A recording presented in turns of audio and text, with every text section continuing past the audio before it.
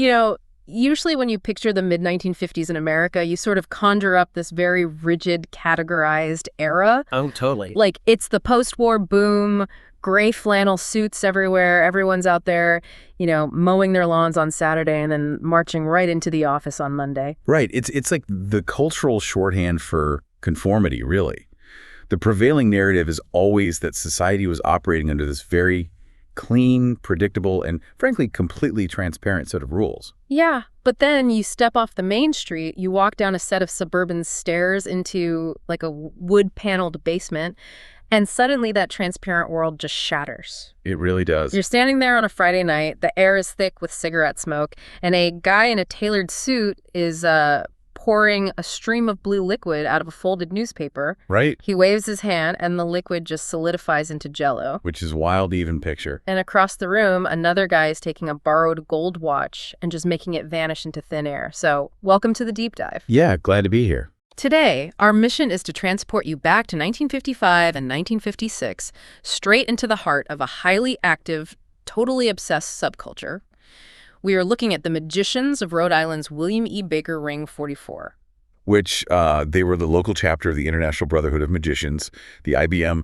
And I want to point out, the material we are diving into today isn't just a collection of nostalgic, sepia-toned memories. Right, we've got the actual receipts. Exactly. We are looking at primary source documents. Specifically, we've pulled excerpts from the official IBM publication, a magazine called The Linking Ring, and we're examining volumes 35 and 36. And reading through these pages, what emerges it's not some dry ledger of meeting minutes. No, not at all. Sure, the secretary dutifully notes who paid their dues and whatever, but underneath that administrative surface, there is this vibrant portrait of a community completely consumed by secrecy, obsessive craftsmanship, and, showmanship. It really is. It brings up this really compelling central question for us today, like, how did a seemingly random group of Rhode Island suburbanites build a world-class incubator for an art form that is fundamentally built on deception? Right. Okay, let's unpack this, starting with the physical landscape. Where exactly were these guys operating? Because looking at the timeline, the venues jump from incredibly formal to just, deeply personal. Yeah, the physical spaces they occupied completely dictated the mechanics of the magic they were performing.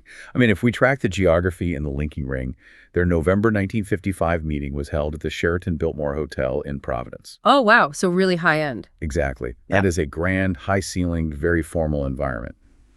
But the context for that venue was actually quite somber. They only moved the meeting there because of a sudden tragedy. Oh, right. The passing of Henry Burgeon? Yes, the son of Mrs. William Baker, who was the very woman their ring was named after. Yeah. So they moved it out of respect. So that specific meeting is shrouded in formality and respect for the family. But then, as the months roll over into the new year, the geography radically shifts. It shrinks down. Yeah. In January of 1956, the magazine notes 17 attendees cramming into Arthur Andrews' home in Greenville. 17 guys in a living room. Right. And then by February, they are at Ed Whitford's house in Greenwood. And in March and April, the hub becomes the home of Herb Lamond in Cranston. And Herb Lamond wasn't just, a casual hobbyist. He was the territorial vice president of the IBM. That's a big title. Huge. And the sources specifically highlight the architecture of his basement. They describe it as his magic room and rabbit hutch, calling it a site no traveling magician should miss. Which paints this incredible picture of an underground rotating salon. It sort of reminds me of those modern underground indie music venues or, a secret supper club. Oh, that's a great comparison. The location itself, like finding the house, walking past the family dog to get to the magic room, is a massive part of the experience. But performing in a basement rather than on a stage at the Sheraton Biltmore, that has to completely alter how the magic actually works, right? What's fascinating here is how that specific suburban architecture creates a pressure cooker for the performer. Think of the mechanics of a traditional stage show. Okay. The magician controls the physical environment entirely. They dictate the lighting, usually employing a harsh spotlight to plunge the audience into darkness. They control the cone of vision. So if they drop something. Exactly. If the magician drops a palmed coin behind a draped table, the person sitting in the third row is entirely oblivious. So the stage offers a physical and psychological safety net. Exactly. But now, transport that same performer into Arthur Andrews' living room or Herb Lamond's basement. The safety net is gone. You're just right there. Yeah, the lighting is just a standard floor lamp from Sears. There's no stage separating you from the audience. The audience is sitting in a 360-degree circle around you on couches and folding chairs. They can see everything. They can see your hands from every possible angle. And, perhaps most dauntingly, your audience isn't made up of gullible tourists. Oh, right. They're other magicians. Yes, your audience consists entirely of other highly trained magicians who know every single sleight of hand you are attempting. That sounds absolutely terrifying. I mean, to perform close-up magic under those conditions means your technique has to be flawless. It has to be. It strips away all the theatrical padding and forces a kind of brutal technical rawness. And yet, amidst all this high-stakes technical scrutiny, the sources mention these wonderful flashes of, like, domestic hospitality. Yeah, the wives. Right. Wives like Mrs. Whitford and Mrs. Lamont are noted for serving coffee, donuts, and refreshments after the performances. It creates this beautiful, bizarre juxtaposition.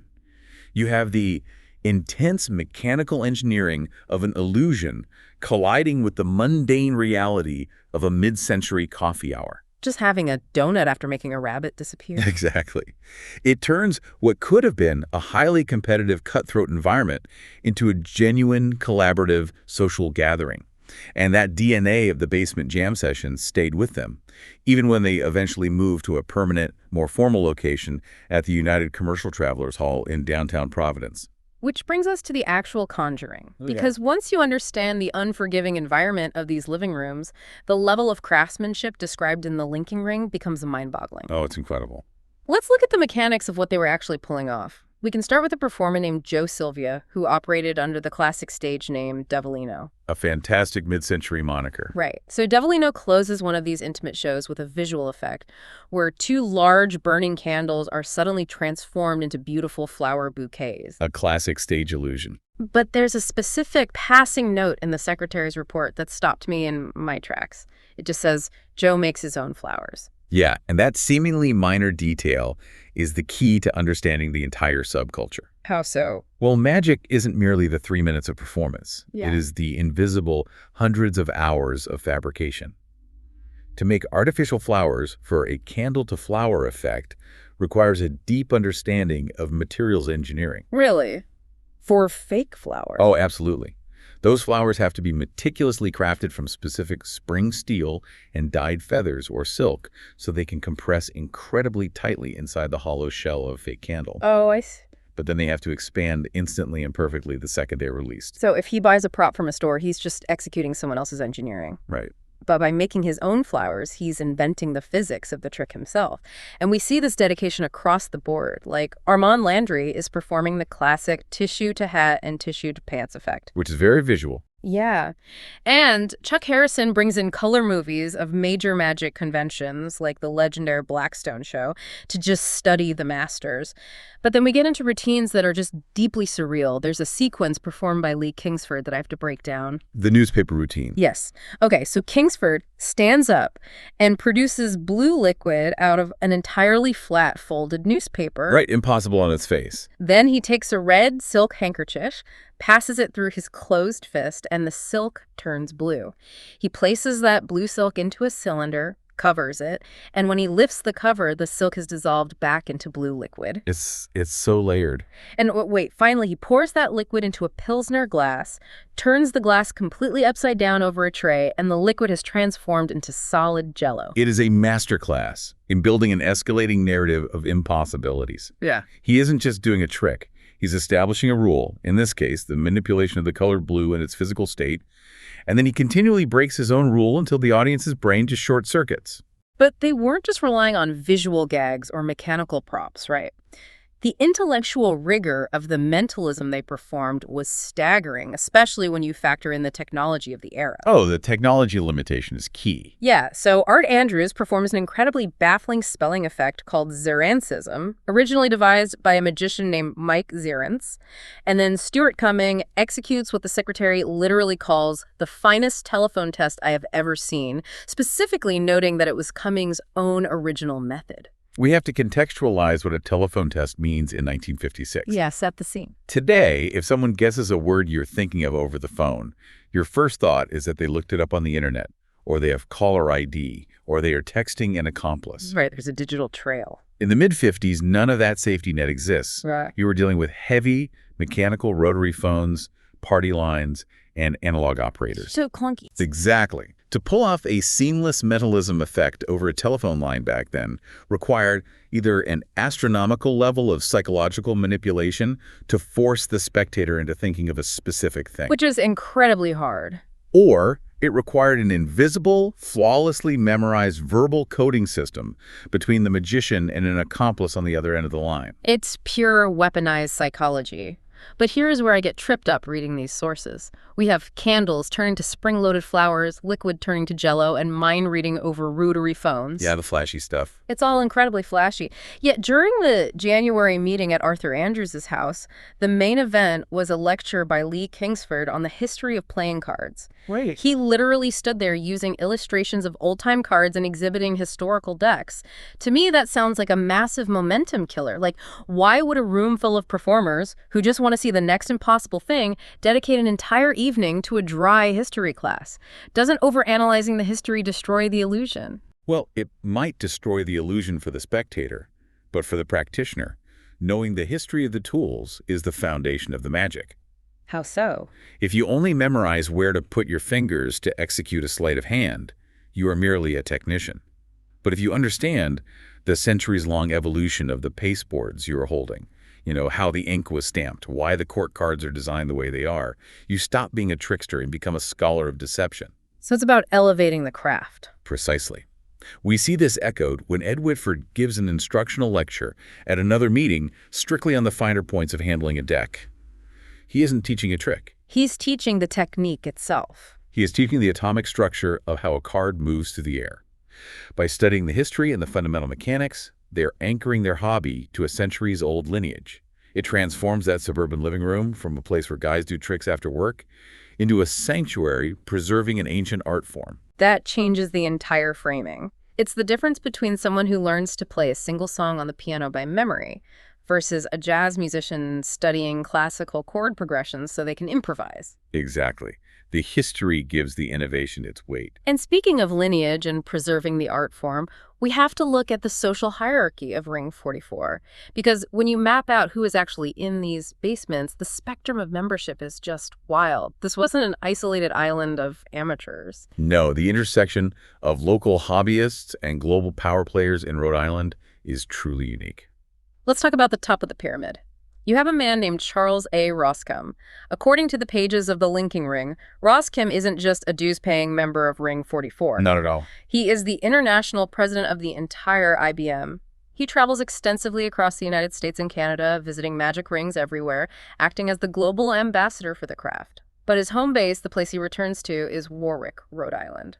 And the sources provide this wonderful image that grounds his massive global status in local suburban reality.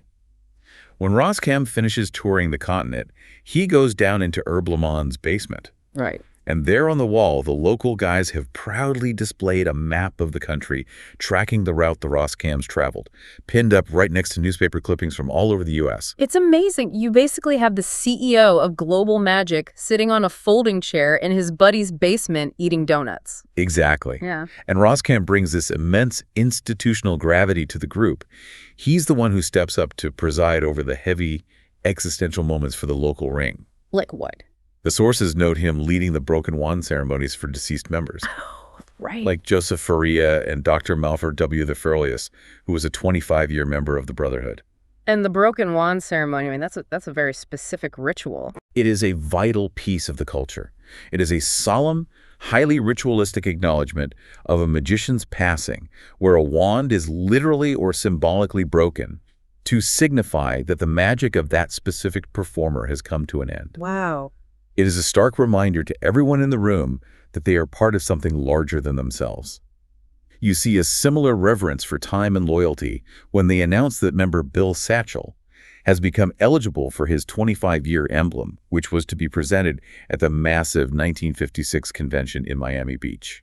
So you have these veterans men with decades of muscle memory, deep institutional ties, and an encyclopedic knowledge of the craft. But Here's where it gets really interesting. Operating in that exact same local ecosystem, breathing the same cigarette smoke in the same basements, you have the youth movement. The teenagers. Yes.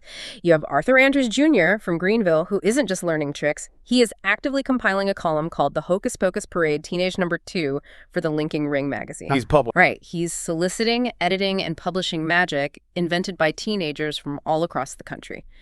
And locally, within Ring 44, you have a 19-year-old kid named Paul Levasseur from West Warwick who submits an original effect he calls the Miracle Riffle Deck. We need to pause on the Miracle Riffle Deck because it perfectly encapsulates why these teenagers were so dangerous and necessary to the older magicians. Yeah, write this down for us. The effect Levasseur submitted requires taking a standard store-bought deck of playing cards and physically separating the black cards from the red card. Okay. Then, the magician must take sandpaper and meticulously sand down the edges of one of those colors until they are microscopically shorter than the other color. The physical toll of that is absurd. You are talking about shaving fractions of a millimeter off of paper stock. It's incredibly tedious. But by doing that, when you take the reassembled deck and riffle the edges with your thumb, your skin catches the microscopic differences. You can feel, purely by touch, exactly where the red cards are versus the black cards, allowing you to force a choice on a spectator or separate the colors entirely blind. It is tactile engineering of the highest order. It requires an insane amount of patience, but more importantly, it requires a fearless lack of respect for the manufactured object. What do you mean by that? Well, an older, established magician might treat a deck of cards with pure reverence, focusing on how to manipulate it as it is. A 19-year-old looks at the deck and says, "What happens if I destroy this with sandpaper to make it do something impossible?" It highlights a massive paradox at the heart of this entire subculture. Magic is perhaps the only art form on Earth where the primary overriding goal of the community is to keep its methods an absolute secret from the outside world. Right, the magician's oath. They live and die by the oath of never revealing how the trick is done, and yet their internal survival depends entirely on sharing those exact secrets with each other. If they don't teach the kid with the sandpaper how the old tricks work, the art form vanishes in a single generation.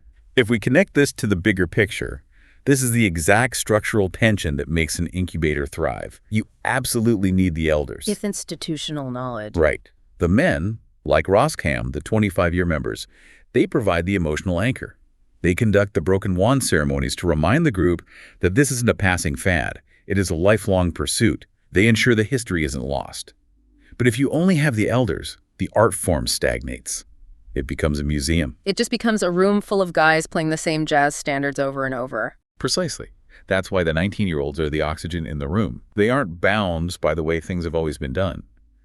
When you put the international president, who has seen every trick in the world, in the same room as the 19-year-old amateur who is perfectly willing to sand down a deck of cards just to see what happens, you get magic that continues to evolve. That makes so much sense. And that cross-pollination is also why Ring 44 constantly brought in outside groups, like hosting the New Bedford Magic Club with guys like Don Fernandez and the Frotes, just to see what the neighboring towns were inventing. So what does this all mean for you listening to this? When you step back and look at the ledgers of Rhode Island's Ring 44 from 1955 and 1956, you realize it shatters that illusion of the perfectly predictable, visible 1950s life. It really does. It wasn't just a hobbyist group where guys went to escape their jobs for a few hours. It was an intergenerational incubator of art. It relied on the terrifying intimacy of a living room to rigorously test new ideas. It relied on a shared scholarly respect for history to ground the practice, and it relied on a delicate balance of mentorship and youthful rebellion to keep the secrets alive. It was a living ecosystem of wonder. And reading through these pages, seeing the meticulous notes on who invented what and who passed away, it leaves you with a profound sense of the fleeting nature of a performance art. It really does. It leaves you with this lingering, almost haunting question. We read about the solemn broken wand ceremonies for men like Joseph Faria and Dr. Thuwilis. The wand is broken to symbolize that the magician's work is done. Right. But what actually happens to the physical legacy they leave behind? Think about Joe Silvia's artificial flowers, the ones he spent countless hours engineering by hand to spring open perfectly from a candle. Or Levasseur's sanded deck. Exactly. Paul Levasseur's Miracle Riffle Deck where every single red card was painstakingly sanded down by a teenager's fingers. What happens to these highly personalized, heavily modified artifacts when the magician's hands are no longer there to manipulate them? It's a fascinating thought. Do they just revert to being regular paper, silk, and cardboard? Or, if you were to stumble across that sanded deck in a Rhode Island antique shop today, do those objects still carry the ghosts of the basements where they once spent reality? I like to think they do. Thank you for joining us on this deep dive into Rhode Island's magical past. Next time you think the world is totally clean, categorized, and predictable, just remember, somewhere, down a set of stairs you don't even know exists, someone might just be turning blue liquid into solid jello.